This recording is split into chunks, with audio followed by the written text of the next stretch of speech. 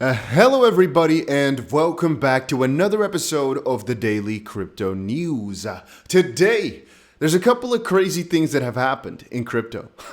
So first of all, the current point that we're at, all right, Plan B just said that the last green candle at the current levels for the Bitcoin price took us to $60,000 within 4 months. If you ever think Bitcoin is over, no. The crypto market can never recover.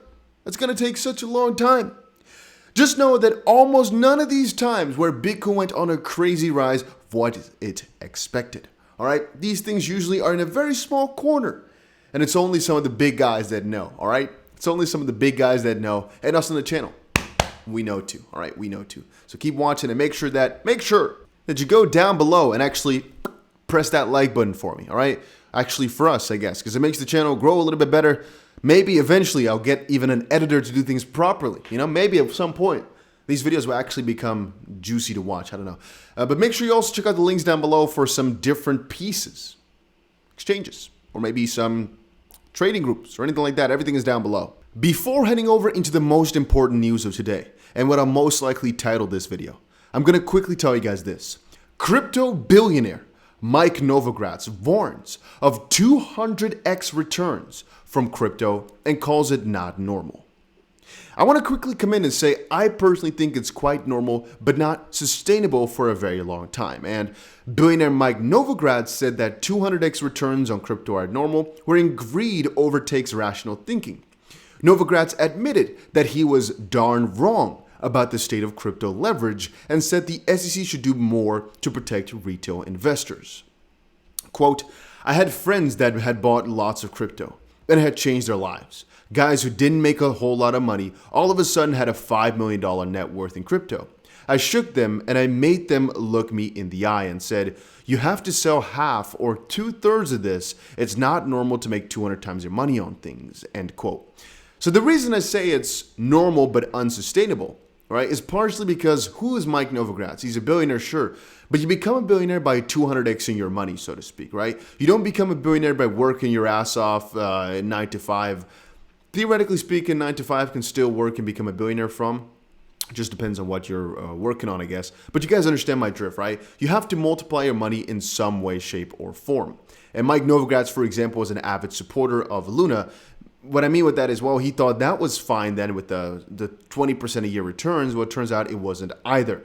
My point being, 200x is pretty normal for a lot of different sectors, specifically if you go for startups. With crypto, it's new emerging technology. It's completely new. It's very logical that people are looking for where to get new money, are looking for new opportunities, so to speak. And that now, for example, whoa, Bitcoin is up 10 million% from a long time ago. Yeah.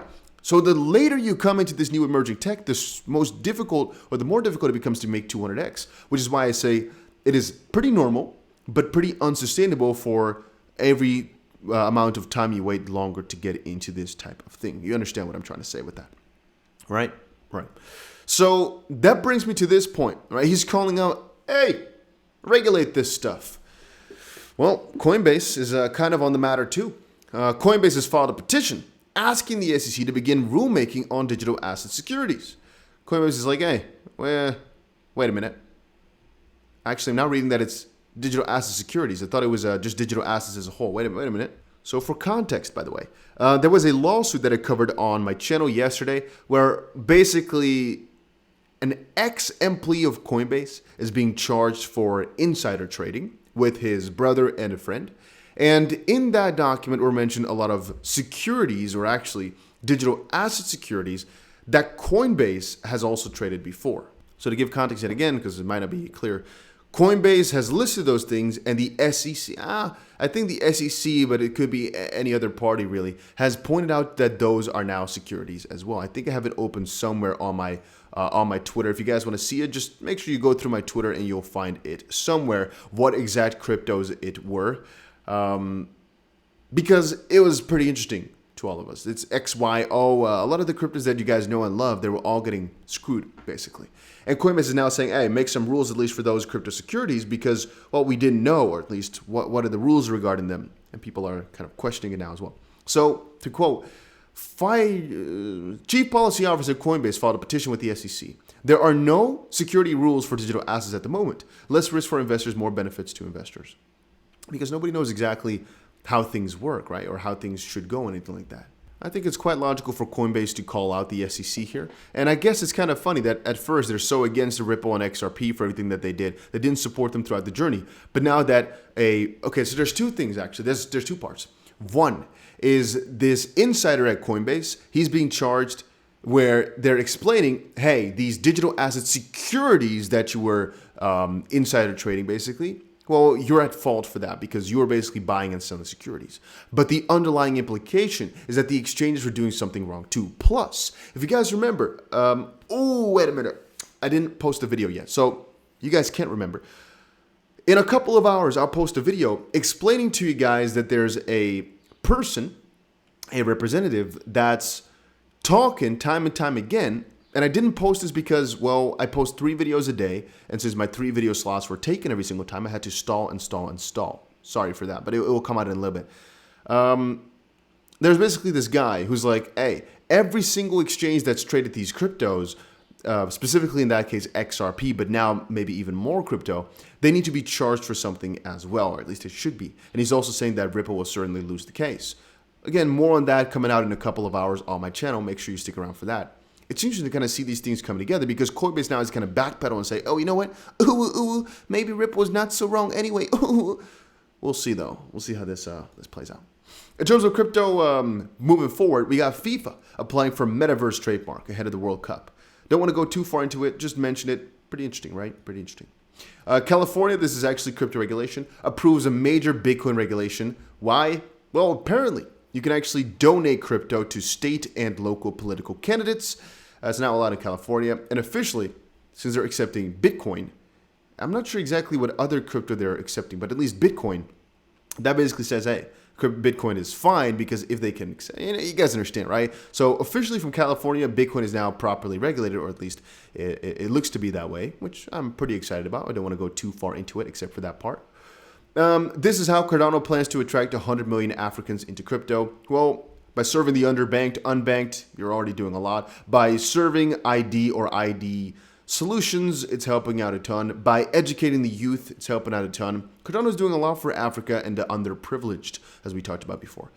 So Cardano's African campaign continues to gain momentum, and this time it was announced that Adverse, Cardano's ecosystem accelerator, has participated in the seed funding round for AfriGuild, an African blockchain gaming guild and decentralized organization. And it's going to help a lot of gamers and things, just a guild, right? Specifically in Africa, and they funded that, which I think is pretty cool. So it's a good little part, to start off with, I guess. Then, interesting piece of news, not related to the story whatsoever. Heatwave causes largest Bitcoin mining power drop since China ban. Just very interesting to kind of hear about this, right? I didn't know that actually made a big difference, but it does, I guess. Taiwan aims to ban credit cards for cryptocurrency purchases. It's as simple as that. They're saying, hey, you shouldn't use credit cards to buy stocks, futures, options, and similar transactions. And so crypto also not. Interesting, but it is the way it is. And then 2 parts. One is, let's make it 1 part. Bitcoin onto analysis. Shrimps are buying Bitcoin faster than at peak of the 2017 bull market. All they're saying in this instance is, well, the small wallets between 0.1 and 1 are going like crazy, 0.1 to 1 Bitcoin. However, the crabs are also increasing like crazy. We talked about this, I think, over on Twitter today. The people with about 1 Bitcoin or so in their wallet, that's increasing drastically as it currently stands. And it's kind of interesting to see the whale that I covered earlier selling or at least moving a lot of the Bitcoin. And man, oh man, it would have been nice to be a blue whale in Bitcoin, huh?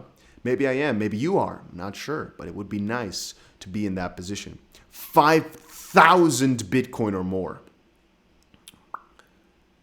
Makes you think. Makes you think about things, man. 5,000 Bitcoin. That's juicy, right? It's not so much for a person like me, obviously. But for you guys, what? No, just kidding, man. That's nice, though, right? 5,000 Bitcoin. I think that's a good amount to have. All right. Ripple defendants filed their opposition to the SEC's motion requesting an axis-length brief and a reply brief in support of the SEC's forthcoming objections to Judge Nedburn's order, compelling the SEC to release the Hinman documents. Once more, Ripple filing an opposition to the SEC's earlier motion requesting an access-linked brief and a reply brief in support of the SEC's forthcoming objection.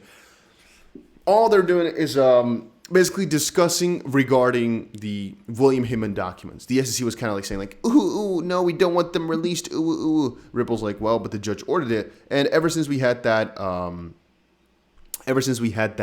do you say it? The call about a couple weeks ago already, everything is basically in Ripple's favor. So whenever the SEC is going for some of these requests, it is very much poised in Ripple's favor. And so we're not really expecting the SEC to win too many of these things. But yeah, I thought I should just quickly let you guys know, let you guys in on this. But I personally don't think that a lot of these guys are right. I personally think a lot of this stuff will be shown to Ripple. And a lot of the opposition, basically, which the SEC has been having, I don't think it's going to last for too long. But hey, that is all my own opinion. Guys, if you enjoyed this video, make sure you press that like button. I had one part here, which is basically that legal expert slams SEC bid to revoke XP holders' amnesty status in a high-profile Ripple case, where the SEC is basically trying to get the XP holders out of the case. But all you have to know about it in this sense is the SEC doesn't want us XP holders to be in the case, where in reality they're protecting the XP holders, the investors. So it's kind of logical that they should be in. This is clearly just treating XP holders as the stupid people or whatever. I'm not sure exactly what that is, but it's clearly a conflict of interest. If they're trying to help the XP holders, which are trying to then get in as friends of the court, and they're saying, no, we don't want you here, can't be clearer than that. But that was it for today. Last but not least, I guess I have another piece. Boston Consulting Group says crypto will reach a billion users by 2030. Yeah, it's going to keep increasing. Crypto is huge. It's going to keep going. Thank you all for watching. Adios.